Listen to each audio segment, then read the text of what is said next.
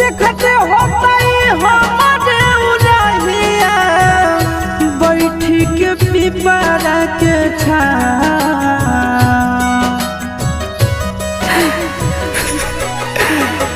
देखते होता हमारे उड़हिया बैठी के पिपरा के रुक रुक रुक अरे टरेनिया रुक रुक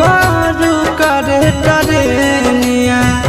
ले ले चल जनुआ के गाँव रुक रुक रुक